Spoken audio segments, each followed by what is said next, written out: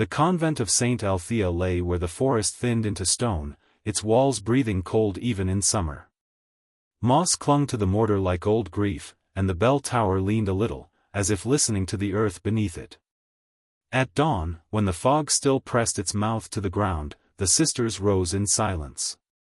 Their sandals whispered over flagstones worn smooth by centuries of obedience. Among them walked Sister Uriah. She had been blind since childhood, though no record named the cause. Some said fever took her sight, others whispered that God had closed her eyes so he might open something else. The truth, like most truths in that age, had long since hardened into ritual and rumor. Uriah herself never spoke of it. She moved by memory and by sound, the slow drip of wax from candles, the distant cough of ravens in the trees, the breath of stone that never fully warmed. Her world was made of textures and echoes. The chapel smelled of tallow and damp wool. Prayer carried a faint taste of iron in the air, like blood remembered rather than spilled. When she knelt, her fingers traced the cracks in the floor, each one familiar as a rosary bead. Time did not pass for her as it did for others, it folded, overlapped, returned. It was said that Sister Uriah saw. Not with eyes, but with something more dangerous.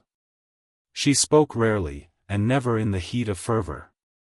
Her words came quietly, usually at night, usually unbidden. A sentence murmured while tending herbs. A warning uttered as if describing the weather. Once, she told the abbess that a man would arrive before the next full moon, bearing silver and sorrow in equal measure. He did. He brought both. At first, the convent listened with reverent caution. Then with fear. For prophecy, like fire, warms only from a distance. When it comes too near, it burns. The sisters began to avoid her touch. They crossed themselves when she passed. Even the abbess, old, devout, and tired, found herself lingering less often near Uriah's cell. Faith is strongest, history teaches, when it is not tested by certainty. Uriah sensed the shift without needing sight. Fear has a sound, a tightening of breath, a silence that comes too early. She heard it growing around her like frost. She accepted it as she accepted all things, with stillness. In her solitude, she reflected often on time. Time, she believed, was not a road but a tide. It did not move forward, it returned, carrying the same bones, the same prayers, reshaped by water. Death, too, was not an ending but a release from sequence, from the burden of before and after. Freedom, she thought, was not escape, but consent. And yet, even she feared what came to her unasked. On the night when the candles would not stay lit, when the wind pressed its palms against the chapel doors, Uriah spoke again. No one had asked her. No one ever truly did. What she said would take years to unfold. And when it did, the world would remember her not as a nun, nor a woman, nor even a prophet, but as a silence that had once tried to warn them. Authority arrived not with trumpets, but with measured steps and the smell of leather damp from travel. The man was called Prior Caldemar, though he wore no warmth in his name. His voice was even, carefully shaped, like a stone set into a ring. He came bearing seals, parchments, and the heavy reassurance of order. Where he stood, questions learned to be quiet. The convent received him as one receives winter, without welcome, but without resistance. The abbess bowed. The sisters lowered their eyes. Uriah heard him before she knew he had entered. His breathing was deliberate, practiced, as though he rationed even air. He did not look at her when they were introduced. He addressed the abbess, spoke of discipline, of rumor, of the dangers of ungoverned belief. Words fell from him like ash, dry and smothering. Faith, he reminded them, was not meant to reveal the future, but to endure the present. God did not speak to individuals, he spoke through the church. Uriah stood with her hands folded, her head inclined. She smelled ink on his fingers. It reminded her of funerals. That night, she was summoned. Her cell was small, barely holding a bed, a stool, and a wooden cross darkened by touch. Kaldemar entered without removing his cloak. The candle between them trembled, casting the shadow of his authority larger than the man himself. "You have frightened them," he said calmly. "I did not mean to," Uriah replied. Her voice was soft, unornamented. "Meaning is irrelevant," he answered. "Effect is what governs souls." He questioned her gently at first, how long she had known, how often she spoke, whether she believed her visions divine. She answered simply. She did not argue. Truth, she believed, required no defense. When she told him she did not seek what came to her, that it arrived like sound through a wall, he frowned. "That is precisely the danger," he said. "What cannot be controlled must be silenced." The word settled between them. Silence. Uriah had lived with it all her life. But this was a different kind, manufactured, enforced, heavy with intention. It was not the silence of prayer, nor of snow, nor of death. It was the silence of fear dressed as order. "You will no longer speak of what you perceive," Kaldemar said. "You will write nothing. You will confess nothing. If visions come, they are to remain between you and God." "And if they concern others?" she asked. "Then they concern no one," he replied. Time passed strangely after that. Days stretched thin, like cloth worn too long. Uriah felt watched, not by eyes, but by expectation. Even the walls seemed to lean inward. The sisters avoided her entirely now. Loneliness has a scent: cold bread, extinguished candles, linen unused. She prayed more, though prayer began to feel less like conversation and more like endurance. She thought often of freedom. How strange, she reflected, that the soul could be bound without chains. That fear could be administered like medicine. Death, she knew, would be quieter than this. And still, the visions did not stop. They never did. They moved her without ceremony. At dawn, while the convent still breathed its shallow morning breath, two sisters guided Uriah down a stair she had never walked before. The air thickened as they descended. Stone replaced wood beneath her fingers, moisture replaced dust. The smell was of earth pressed too long beneath prayer. The cell beneath the choir had once been a storage chamber, then a place for penance, then forgotten. Sound reached it only as residue, the echo of hymns above, softened and warped, like memories misremembered. Here, silence was not absence, it was weight. They left her with a straw pallet, a jug of water, and bread hard enough to resist the teeth. The door closed with a sound that did not echo. That, she understood, was intentional. Time began to lose its edges. Without light, days dissolved into sensation. Uriah learned the language of the cell, the slow creep of damp along the walls, the way the air cooled before prayer hours, the faint vibration of voices above her head like a heart beating in another body. Sometimes wax dripped through the cracks in the stone ceiling, falling on the floor in small, pale tears. She did not scream. She did not beg. She listened. Visions came more clearly in the dark. Without sight, the future had always reached her through other doors, but here, it arrived unfiltered. She felt years pass like weather over bone. She sensed births that would be buried, wars that would never be named, a famine beginning with a single careless decision. None of it was vivid. None of it was dramatic. The future, she knew now, was not cruel, it was indifferent. And indifference was what frightened men most. Sometimes she heard Prior Kaldemar above her, preaching. His voice was stronger now, steadier, as though order itself had rewarded him. He spoke of obedience as mercy, of silence as holiness. The sisters answered in unison. Their voices sounded thinner. Uriah wondered if they believed him, or if belief had simply grown too heavy to question. In the dark, she thought often of death. Not with longing, but with curiosity. Death, she believed, was the last truth that required no witness. It asked nothing, explained nothing. It simply arrived and released the soul from the burden of continuity. To die was not to disappear, but to be freed from sequence, from waiting. Faith, she reflected, was often mistaken for certainty. But true faith was endurance without assurance. It was remaining gentle in a world that rewarded hardness. Her body began to weaken. Hunger dulled into a constant ache, then into something quieter. Her breath grew shallow. Still, when a sister came, rarely, to leave food, Uriah thanked her by name, even when the sister said nothing in return.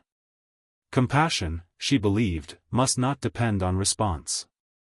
One night, as the hymns above faltered and broke apart, Uriah felt a vision unlike the others. It was not of events, nor of endings. It was of forgetting. Of a future where no one would remember why the cell had been sealed, or who had been kept within it. She smiled. To be forgotten, she thought, might be the final mercy. Forgetting did not come all at once. It arrived in layers.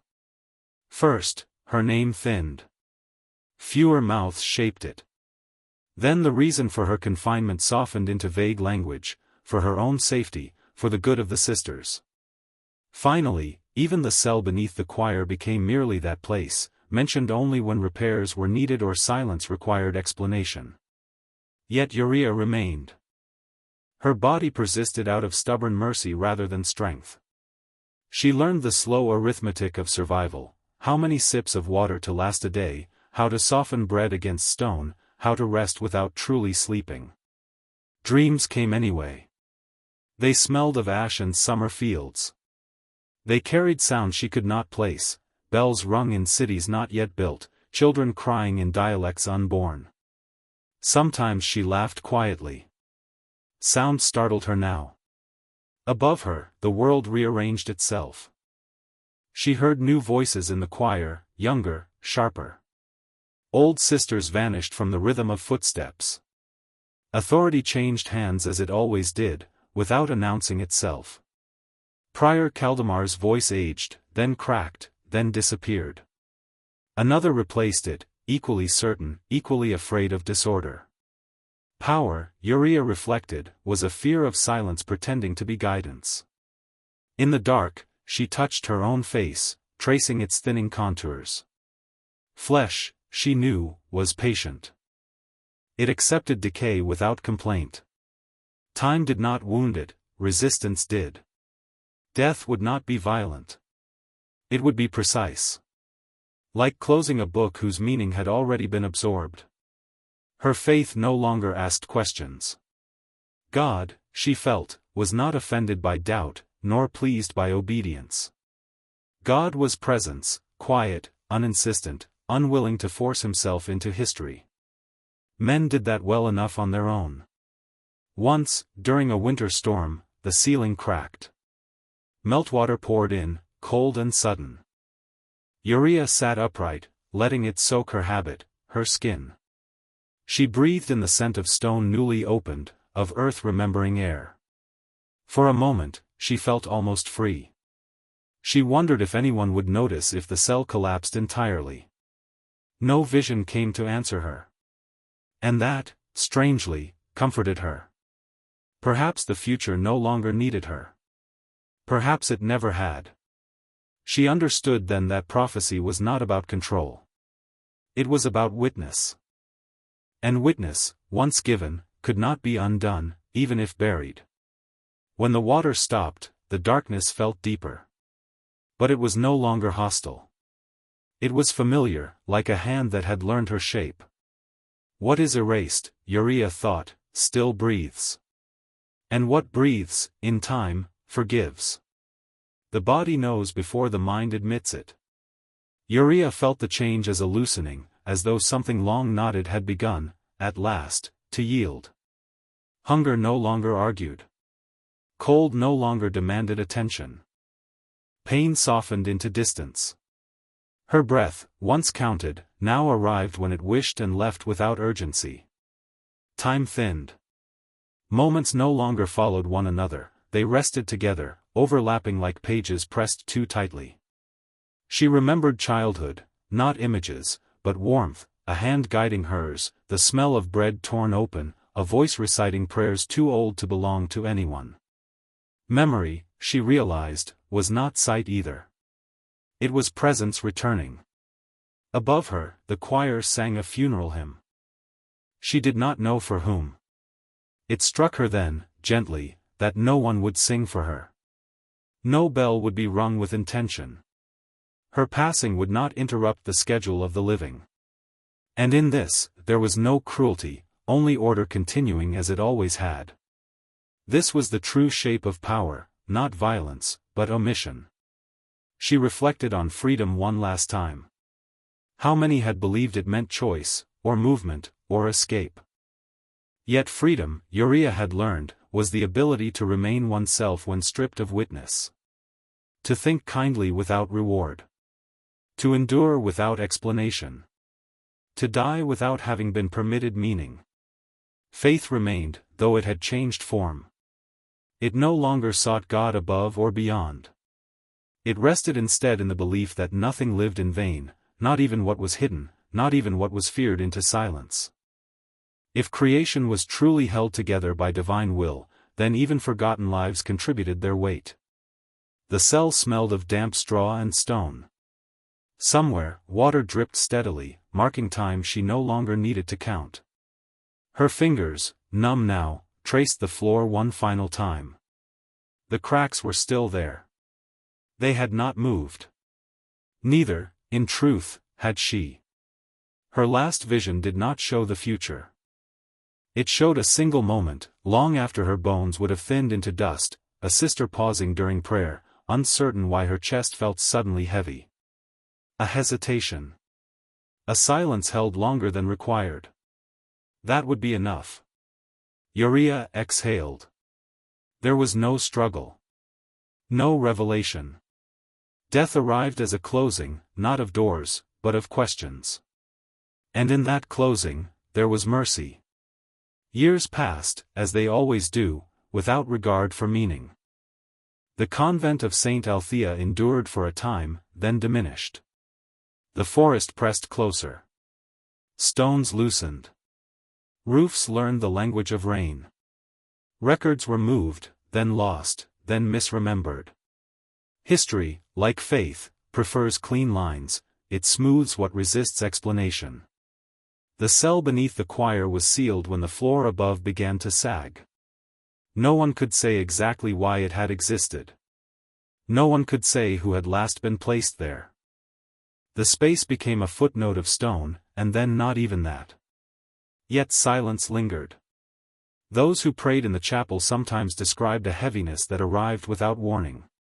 Candles would gutter though no wind passed. A pause would slip into the chant, subtle but shared. No one spoke of it aloud. Words, after all, invite responsibility. Generations later, when the convent stood empty and birds nested in the bell tower, a traveler sheltered there one night. He lit a fire where the altar had once stood and remarked, without understanding why, that the place felt watchful, but not unkind. As though something had remained, not to accuse, but to remember. This is how forgotten lives persist, not in names or dates, but in pressure. In the way certain places refuse to be neutral. In the way time sometimes hesitates. Death had not erased Uriah.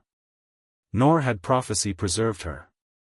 What endured was quieter, the residue of a soul that had not surrendered its gentleness under weight. A life that had been confined, feared, and silenced, yet had chosen compassion without audience.